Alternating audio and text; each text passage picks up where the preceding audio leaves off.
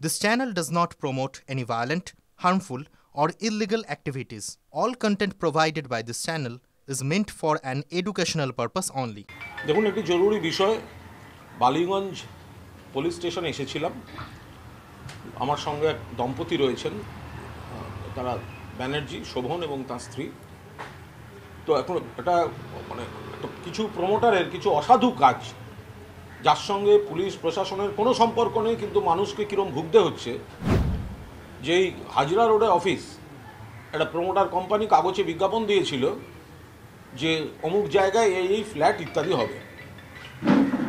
তো তারা দেখে এটা কনভিন্সড হয়ে সে অফিসে আসেন, দেখেন, বোঝেন এবং শেষ পর্যন্ত তারা টাকা দিয়ে বুক করেন এবং সেই টাকাটা প্রায় 95%, মানে মোট দামের 95% 2015 থেকে 16 প্রথমে এই টাকাটা পেমেন্ট হয়ে যায়। কয়েক লক্ষ টাকা 2016 সালের গোড়ায় 3 বছরের চুক্তি, যে 18 সালে ওটা ফ্ল্যাট তারা পেয়ে যাবেন।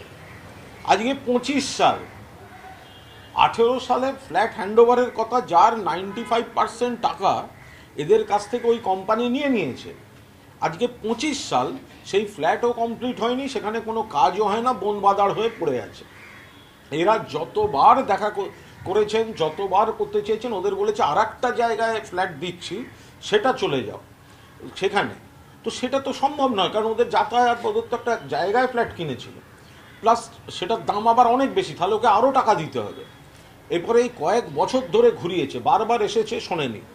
পরবর্তীকালে ক্রেতা সুরক্ষা আদালতের দ্বারস্থ হলেও তাতে খুব যে শুরু হয়েছে তা নয়, কারণ মামলার বড় লম্বা ডেট পড়ে এবং এদের উকিলরা গিয়েও টাইম নেন এবং এইসব প্রভাবশালী প্রমোটার সংস্থা, এরা সাধারণ মানুষ সেই কতদিন কোর্টের ডেট তাদের, ফলে এর পুরো টাকা 95% দেয়া হয়ে গেছে। তার মধ্যে যেটা ব্যাংক লোন, ওকে তার ইনস্টলমেন্ট ইএমআই দিয়ে যেতে হচ্ছে, তার সঙ্গে আবার আইনের লড়াইয়ের ছুটি নিয়ে কোর্টে যাও, এই করো ওই করো করতে হচ্ছে। শেষ পর্যন্ত যেহেতু 10 বছর হতে চলল, ফলে শেষ পর্যন্ত পুলিশের দ্বারস্থ, এবং পুলিশকে আমরা ধন্যবাদ দেব। এখানে ওসি বোধিসত্ত্ববাবু আছেন, তার সঙ্গে সমস্ত কথা হয়েছে, ওনারাও দিয়েছেন, ওনাদের আরও ডিটেল নেবে। সেই প্রমোটারদের বিরুদ্ধে এফআইআর হচ্ছে। এদের পরিষ্কার কথা যে আপনি যখন আমাকে ওই ফ্ল্যাটটা দিতে পারছেন না, তাহলে হয় আমাকে এই এতদিনের ইন্টারেস্ট সহ আমাকে ব্যাংক লোন দিতে হয়েছে, আপনারা আমাদের টাকা ফেরত দিয়ে দিন, দিয়ে মিটিয়ে দিন।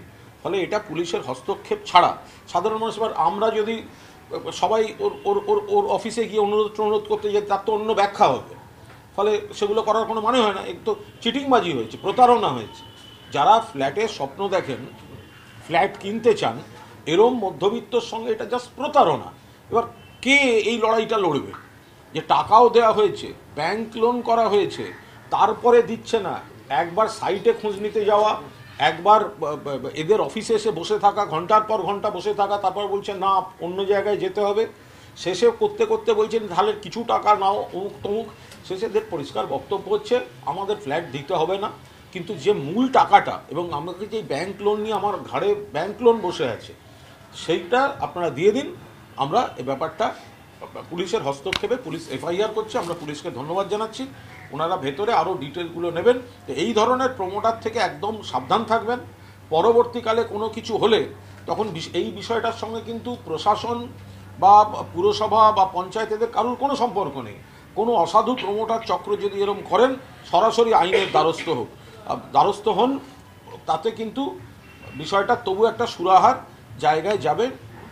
ওসি সাহেব জানিয়েছেন এফআইআর হচ্ছে, ওদের কাছে নোটিশ যাবে, আর এরা সব ডকুমেন্ট জমা দিচ্ছেন, যা আইনে হওয়ার সেটা হবে। ফ্ল্যাটটা হচ্ছে মধ্যমগ্রামে বাদু রোডে, ড্রিম প্রথম প্রজেক্টের নাম, আর ড্রিম প্রথম, এটা বিল্ডার হচ্ছে জৈন গ্রুপ। তো আমি ওই ফ্ল্যাটটা বুক করি।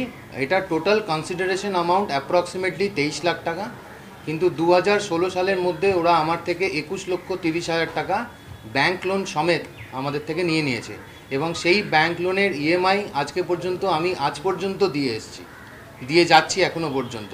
কারণ না হলে আমি তো ব্যাংক এনবিএফসিতে চাকরি করি, নাহলে আমার সিভিল স্কোর খারাপ হয়ে যাবে। সেই কারণে আমি এখনও ব্যাংক লোনটা কন্টিনিউ করে যাচ্ছি, যার উইদাউট এনি পারপাস। মানি রিসিপ্ট আমাদেরকে দিয়েছে ওরা, যথাযথ মানি রিসিপ্ট আমরা পেয়েছি, এবং ব্যাংক লোন যে অ্যামাউন্টের ব্যাংক লোন হয়েছে সেই অ্যামাউন্টের ব্যাংক লোনের কপি ওরা ব্যাংকে রিসিপ্ট দিয়ে দিয়েছে, যেটা ফান্ডিং করেছে বিল্ডার। আর কতবার ধরে আপনাদেরকে যাতায়াত করতে হয়েছে, মানে ওরা দেখা করলে কি বলে ওরা আপনাদের সাথে? ওরা এখন তো আর ফোনে কথাবার্তা ওদের সাথে হয় না, কারণ আমি লাস্ট ওদের সঙ্গে ফোনে কথা হয়েছিল আজ থেকে 2 বছর আগে।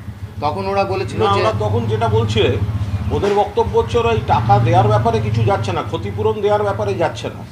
তাও সেগুলো প্রথম দিক থেকে পুরো ঘুরিয়েছে, শেষ দিকে বেশ কিছু এদিক ওদিক ফোন টোন করানোর পর শেষে তারা কিছু টাকা দেবে বলছে। ওইভাবে তো হয় না, যে একটা টোটাল টাকার টোটাল দাম হচ্ছে 23 লাখ, তার 21 লাখের বেশি উনি দিয়ে দিয়েছেন ইএমআই, মানে ঋণের বোঝা নিয়ে দিয়েছেন।